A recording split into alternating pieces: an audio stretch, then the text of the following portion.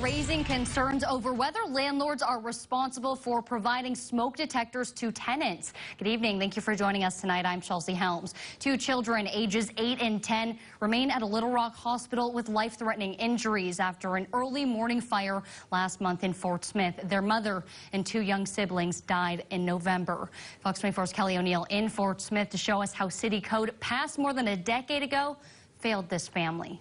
After a fire at this Fort Smith rental property claimed the lives of 3 people, the fire marshal tells me that since then there's also been 2 other rental properties that caught fire and did not have any smoke detectors. We try to work together to make sure that we're getting compliance in all aspects. It seems like a basic safety feature. Landlords don't go into these homes and inspect them on a regular basis. But Arkansas state law does not say who exactly is responsible for providing smoke detectors on a property.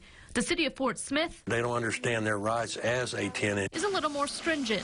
An ordinance passed in 2003 requires a property owner to maintain a smoke detector. Fire Marshal Teddy Abbey says although the city has no rental standards that require inspectors to go through a home prior to renting it out, an inspection request has to come from the tenant or landlord. We have to be invited in to be able to look at any code violations. If it's a life safety aspect, the owner has to fix it immediately or receive a citation and even a court date. If you don't have smoke detectors, call your landlords, request that you get smoke detectors in your home.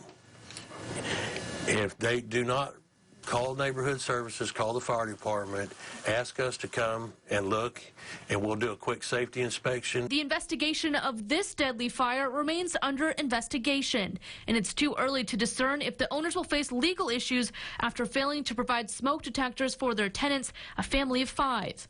According to property records, the owners also have 19 other residential properties and 1 commercial property in Sebastian County. I think it's very important that at some point that our city would adopt some kind of a requirement that people that are renting properties would have to register those properties under the city, just like a business. In Fort Smith, Kelly O'Neill, Fox 24 News. All right, Kelly, thanks for that. Now, according to Chief Tom Jenkins, the president and chairman of the board of the International Association of Fire Chiefs, house fires are more common in the colder months because people begin to use fireplaces and alternate heating. He also says normal furnishings you find in a home now contain more plastic, and those chemicals burn faster, giving off more heat.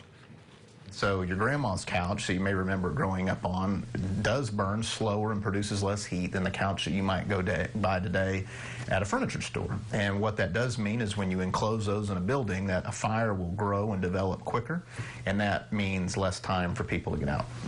Jenkins says on average it takes around 4 to 6 minutes for all material in a room to catch fire. All new homes are built following international fire code, but he recommends installing fire sprinklers for added safety.